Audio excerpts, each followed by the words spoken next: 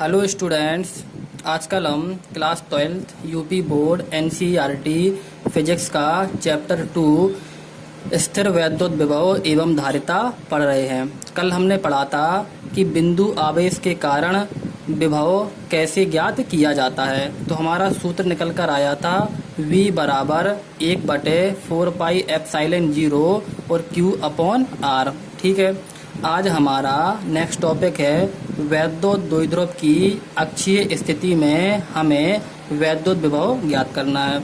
एक हमारे पास वैद्युत द्विध्रुव होगा, उस वैद्युत द्विध्रुव की अक्षीय स्थिति में हम लोग वैद्युत विभव ज्ञात करेंगे। ठीक, वैद्युत द्विध्रुव के बारे में हम पढ़ चुके हैं और उसकी अक्षीय स्थिति के बारे में भी हम पिछले वाले लेसन में पढ़ के आए हैं। ठीक है, समझते हैं कि जैसे एक हमारे पास यह वैद्युत द्विध्रुव है। वैद्युत द्विध्रुव क्या होता है? एक माइनस आवेश होता है, एक प्लस आवेश होता है और दोनों 12 दूरी पर रखे होते हैं। एक हमारा यह वैद्युत द्विध्रुव हो गया।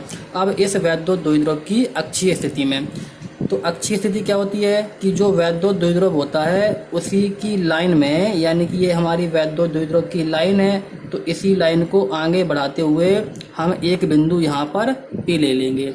तो वैद्युत द्विध्रुव की लाइन में जो भी बिंदु P लिया जाता है उसे हम वैद्युत द्विध्रुव की अक्षीय स्थिति कहते हैं। तो हमने एक बिंदु P ले लिया।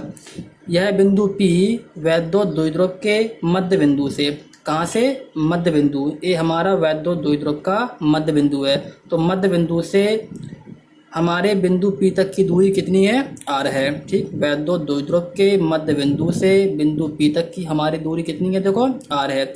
तो हमें जो है वैद्युत द्विध्रुव के मध्य बिंदु से R दूरी पर स्थित बिंदु P पर हमें वैद्युत द्विध्रुव ज्ञात करना है। ठीक है, इतनी बात हम समझ गए होंगे। अब क्या है, देखो अब दूसरी बात आती है कि ये हमारा देखो वैद्युत द्विध्रुव का मध्य बिंदु है और ये पूरी दूरी हमारी 2L है। तो हमारी यह मध्य बिंदु तक की आधी दूरी L हो जाएगी और यह हमारी आधी दूरी भी L हो जाएगी। अब हम समझते हैं कि प्लस Q आवेश से बिंदु P तक की दूरी कितनी होगी और माइनस Q आवेश से बिंदु P तक की दूरी कितनी होगी। ठीक है, तो पहले माइनस Q आवेश से समझते हैं। तो माइनस Q आवेश के लिए क्या होगा? देखो माइनस Q आवेश से इसके मध्य बिंदु तक की दूरी हमारी कितनी है? देखो L है। माइनस Q आवेश से इसके मध्य बिंदु तक की दूरी हमारी L है और इसके मध्य बिंदु से बिंदु P तक की दूरी हमारी पास कितनी है? देखो R है। तो अब हम पूछें कि माइनस Q से बिंदु P तक की दूरी कितनी हो जाएगी? तो यहाँ से लेकर पूरी यहाँ तक की दूरी, तो हम क्या करेंगे कि यहाँ के जो है मध्य बिंदु तक की दूरी L को और यहाँ से मध्य बिंदु से बिंदु P तक की दूरी R को आपस में जोड़ देंगे। तो हमारे पास माइनस Q से लेकर P तक की दूरी आ जाएगी।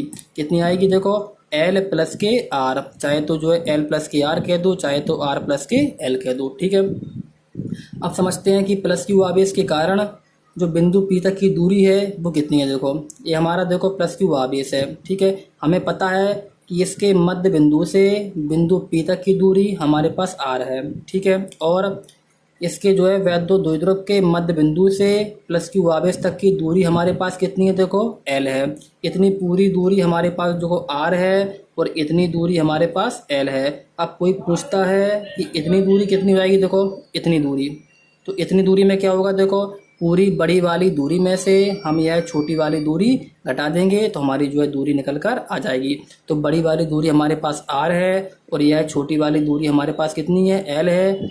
इन दोनों को हम घटा देंगे तो हमारे पास जो है दूरी निकल कर आ जाएगी। कितनी आएगी? देखो R माइनस के L। तो जो है प्लस Q आवेश से बिंदु P तक की दूरी हमारे पास कितनी हो जाएगी? R माइनस के L हो जाएगी।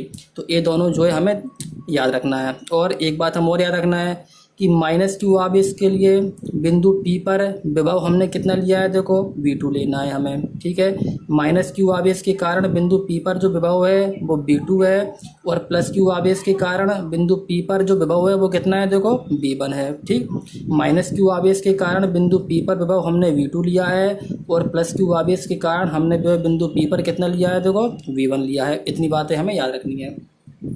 तो पहले हम निकालते हैं कि माइनस Q आवेश के कारण बिंदु P पर विभव कितना होगा। ठीक, फिर हम निकालेंगे जो है प्लस क्यू आवेश के कारण बिंदु P पर विभव कितना होगा। तो निकालते हैं, पहले प्लस क्यू आवेश के लिए निकालते हैं। तो प्लस क्यू आवेश के कारण बिंदु V पर वैद्युत विभव, हमारा जो है विभव का फॉर्मूला क्या होता है, देखो V बराबर 1/4πε0 और Q अपॉन R होता है। तो प्लस क्यू आवेश के कारण बिंदु P पर हमारा विभव कितना है, देखो V1 है। तो V1 बराबर 1/4πε0 और Q अपॉन R होता है। और प्लस क्यू आवेश के लिए बिंदु P तक की दूरी हमारे पास कितनी है, देखो R माइनस के L है। तो यहाँ पर R की जगह पर हमें R माइनस L लेना पड़ेगा। तो इसे हम समीकरण नंबर 1 मान लेंगे। अब हम ज्ञात करते हैं कि माइनस क्यू आवेश के कारण बिंदु P पर वैद्युत विभव कितना होगा। इस वाले माइनस क्यू आवेश के कारण बिंदु P पर हमारा विभव कितना होगा। तो माइनस क्यू आवेश के लिए बिंदु P पर विभव हमने V2 माना था। अब माइनस क्यू आवेश के लिए निकाल रहे हैं तो हमें माइनस चिन्ह लगाना पड़ेगा। कल हमने पढ़ा था कि जब प्लस क्यू आवेश के कारण विभव निकाला जाता है तो प्लस में आता है, माइनस आवेश के लिए विभव निकाला जाता है तो माइनस में आता है। तो B2 बराबर माइनस 1/4πε0 और Q अपॉन R की जगह पर यहाँ पर R प्लस L लेना पड़ेगा। क्यों लेना पड़ेगा, क्योंकि माइनस Q से बिंदु P तक की दूरी हमारे पास कितनी है, देखो R प्लस के L है। तो हमें R प्लस L लेना पड़ेगा। इसे हमने जो है समीकरण नंबर 2 मान लिया। तो देखो माइनस क्यू आवेश के कारण हमने जो है बिंदु P पर विभव निकाल लिया, प्लस क्यू आवेश के कारण हमने जो है बिंदु P पर विभव निकाल लिया। अब हमें क्या करना पड़ेगा, अब हमें बिंदु P पर परिणामी विभव निकालना पड़ेगा कि जो इसके कारण विभव लग रहा है और जो इसके कारण विभव लग रहा है उसका परिणामी क्या है। जब हमारे पास दो विभव हैं, एक प्लस क्यू आवेश के कारण एक माइनस क्यू आवेश के कारण, तो हमें बिंदु P पर उन दोनों विभव का परिणामी विभव भी निकालना पड़ेगा। तो निकालते हैं, अतः बिंदु P पर परिणामी वैद्युत विभव तो कितने हो जाएगा, V बराबर B1 प्लस B2। ऐसे इतना क्यों हो जाएगा, B बराबर B1 प्लस B2 इसीलिए हो जाएगा क्योंकि हमारी जो वैद्युत विभव होती है वो एक अदिश राशि होती है। कैसी होती है, अदिश। तो अदिश होने के कारण उसमें दिशा तो होगी नहीं कि माइनस क्यू आवेश के कारण जो है वो बाहर लगे या प्लस क्यू आवेश के कारण जो है वो अंदर की ओर हमारा विभव लगे। तो जब दिशा होती है तो पिछले वाले डेरिवेशन में जब हमने वैद्युत द्विध्रुव की अक्षीय स्थिति में तीव्रता निकाली थी तो वहाँ पर हमें दिशा पता थी कि माइनस क्यू आवेश के कारण जो वैद्युत तीव्रता की जो दिशा होती है वो अंदर की ओर होती है, प्लस क्यू आवेश के कारण जो वैद्युत तीव्रता होती है वो बाहर की ओर होती है। तो हमने वहाँ पर दिशाओं के जो है जरिए वहाँ पर परिणामी विभव निकाला था, लेकिन विभव के लिए हमें दिशा का पता नहीं होता है, इसीलिए हमें दोनों विभव को आपस में जोड़ना पड़ेगा। क्यों जोड़ना पड़ेगा, क्योंकि हमारी वैद्युत विभव एक अदिश राशि होती है। अदिश राशि होने के कारण हम उसमें दिशा का पता नहीं लगा सकते कि यहाँ लगेगा यहाँ लगेगा। तो हम उनका जो है ऐसे नहीं बता सकते कि B1 में से हम B2 घटा देंगे या हम B2 में से B1 घटा देंगे। ठीक है, इसीलिए हमें उन्हें आपस में जोड़ना पड़ेगा कि B बराबर कितना हो जाएगा, B1 प्लस B2। ठीक है, आगे हम हल करते हैं, B1 B2 के मान रखते हैं। तो क्या है, बिंदु P पर हम परिणामी वैद्युत विभव निकाल रहे हैं तो यहाँ पर हम मान लेते हैं कितना है, देखो VP, क्योंकि P बिंदु के लिए है। तो VP बराबर B1 का मान रखेंगे। B1 का मान हमारा कितना है, देखो 1/4πε0 Q upon R minus L और माइनस कितना है, देखो V2 का मान हमारा है 1/4πε0 और Q अपॉन R प्लस के L।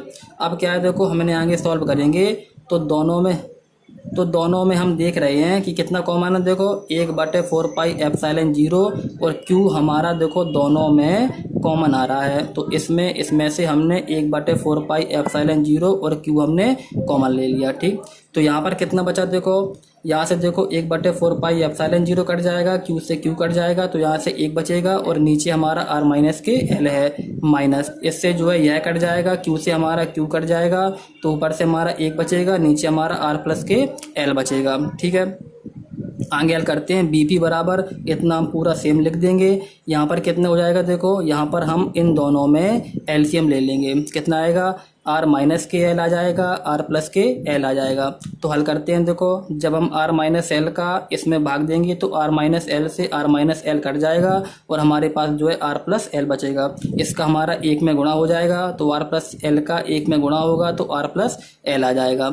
इसी तरह यहाँ पर क्या होगा, आर प्लस एल से आर प्लस एल कट जाएगा, यहाँ पर आर माइनस के एल बचेगा, आर माइनस एल का गुणा हम इसमें एक में कर देंगे तो कितना हो जाएगा, आर माइनस एल का गुणा हम एक में करेंगे तो कितना होगा, आर माइनस के एल। वैसे होना चाहिए आर माइनस के एल, लेकिन यहाँ पर माइनस चिन्ह लगा हुआ है तो इस माइनस का भी देखो अंदर गुणा हो जाएगा। ठीक है, तो चिन्ह यहाँ पर बदल जाएंगे। तो यहाँ पर क्या है, देखो आर माइनस एल होना था तो माइनस का हम गुणा करेंगे तो माइनस आर हो जाएगा, और यहाँ पर जो माइनस होना था वो माइनस माइनस प्लस हो जाएगा तो कितना हो जाएगा, प्लस, और फिर हमारा एल हो जाएगा क्योंकि माइनस का हमने इसमें अंदर गुणा कर दिया है। ठीक है, अब क्या होगा, देखो ये हमारा आर प्लस का है, ये हमारा आर माइनस का है, तो ये दोनों हमारे कट जाएंगे। तो वी पी बराबर कितना हो जाएगा, 1/4 पाई एप्सिलॉन 0 क्यू, और देखो ये दोनों कट गए हैं तो एल और एल हमारे 2L हो जाएंगे। ठीक, और नीचे देखो हमारा एक फार्मूला लग जाएगा a माइनस बी और a प्लस बी।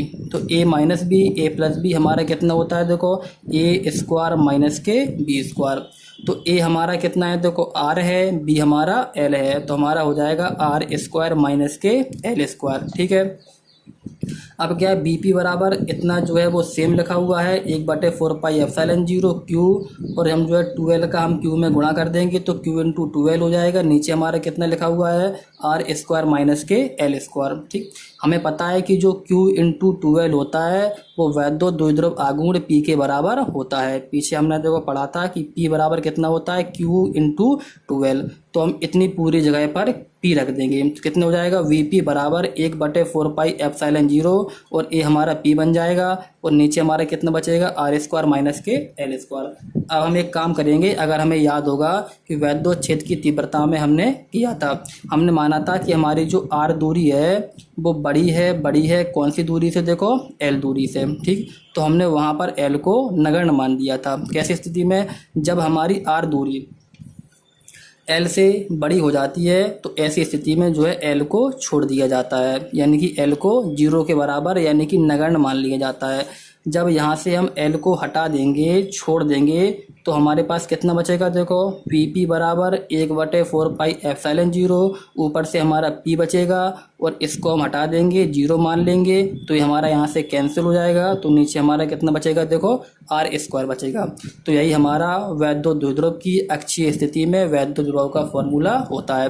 कितना होता है, वी पी बराबर 1/4 पाई एप्सिलॉन 0 और पी बटे आर स्क्वायर। हमें यह याद रखना है और इस वाले डेरिवेशन को हमें 1 से 2 बार देखना है और रिवीजन भी करना है। ठीक है, थैंक यू।